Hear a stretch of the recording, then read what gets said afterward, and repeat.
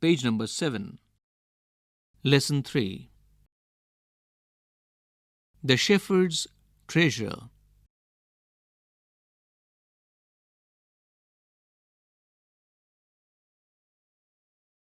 The synopsis for the first part of the story.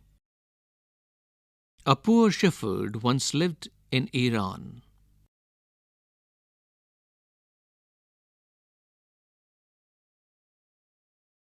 Though uneducated, he was very wise and helpful.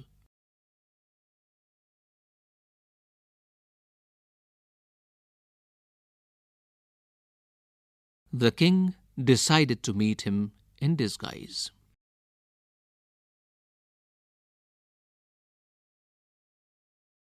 Now the story. In a village in Iran, there once lived a shepherd. He was very poor. He did not have even a small cottage of his own. He had never been to school or learned to read and write, for there were very few schools in those days. Though poor and uneducated, this shepherd was very wise. He understood people's sorrows and troubles and helped them face their problems with courage and common sense.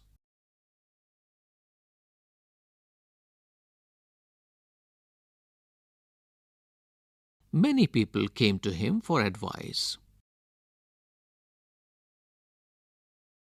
Soon he became famous for his wisdom and friendly nature.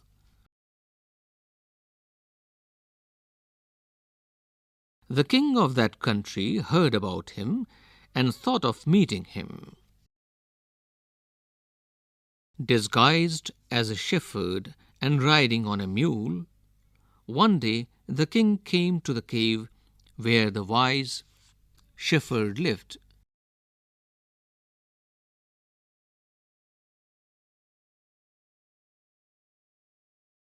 Page number 8.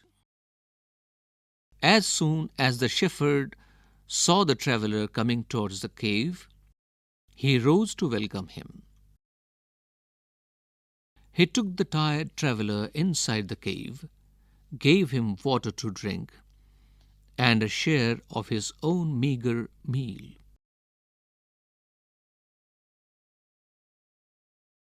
The king rested for the night in the cave and was greatly impressed by the shepherd's hospitality and wise conversation.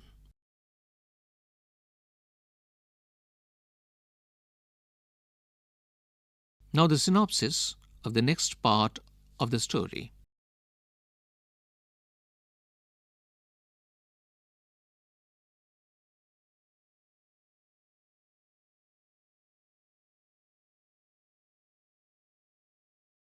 The shepherd was able to make out that his visitor was none other than the king. The king made the wise shepherd governor of a small district. Other governors became jealous of the new governor and called him dishonest.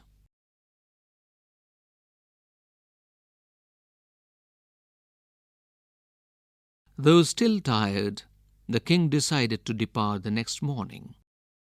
He said, "Many thanks for your kindness to a poor traveller. I have a long way to go. Permit me to leave." Looking straight into the eyes of the guest, the shepherd replied, "Thank you, Your Majesty, for paying me the compliment of a visit." The king was astonished as well as pleased. "He is indeed very wise," he thought to himself. "I need people like him to work for me." And the king appointed this humble shepherd the governor of a small district. Although he rose to power and dignity, the shepherd remained as humble as ever.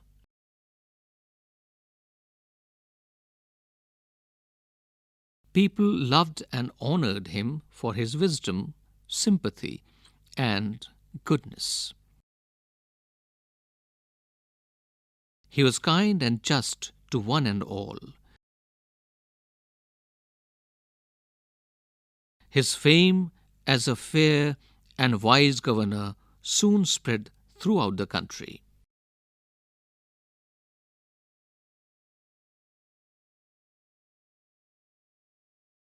Now the governors of other provinces grew terribly jealous of him and began to talk to the king against him.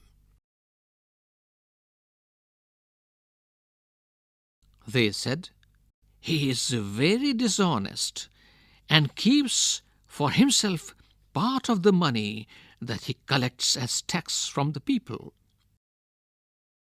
Why did he always carry with him,"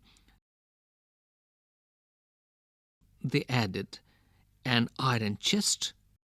Perhaps he carried in it the treasure that he had secretly collected." After all, they said mockingly, he was an ordinary shepherd and could behave no better.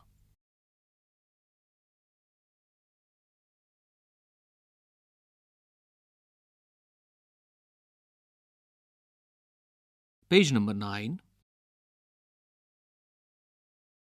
Now the synopsis of the next part of the story.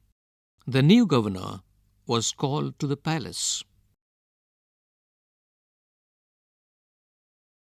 He was ordered to explain why he always carried an iron chest. The chest contained no gold or silver.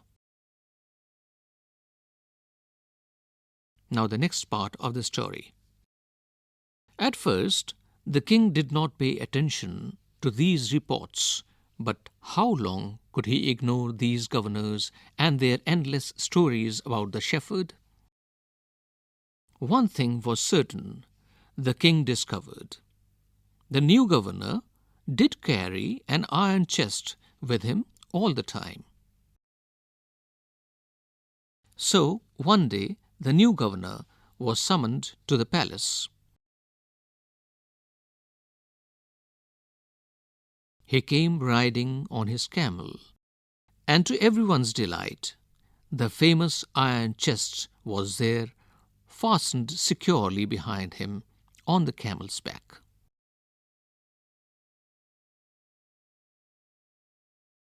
Now the king was angry.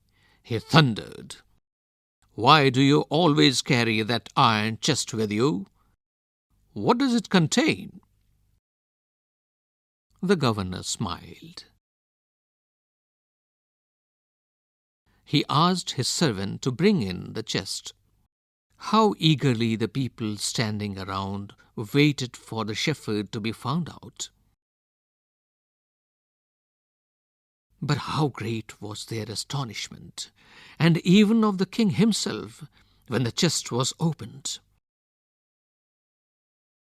No gold or silver or jewels,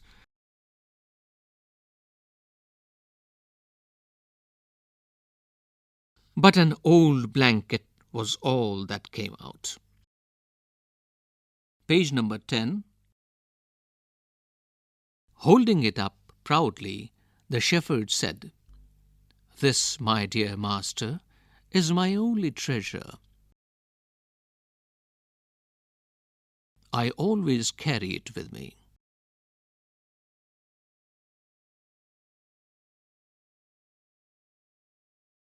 "But why do you carry such an ordinary blanket with you?"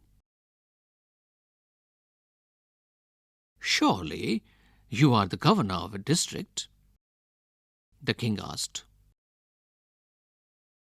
To which the shepherd replied with quiet dignity, "This blanket is my oldest friend.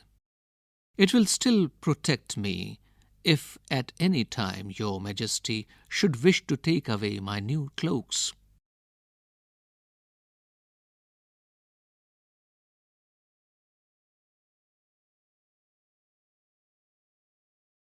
How pleased the king was, and how embarrassed the jealous governors became to hear the wise man's reply. Now they knew that the shepherd was indeed the humblest and the wisest man in the land. The king made him the governor of a much bigger district that very day.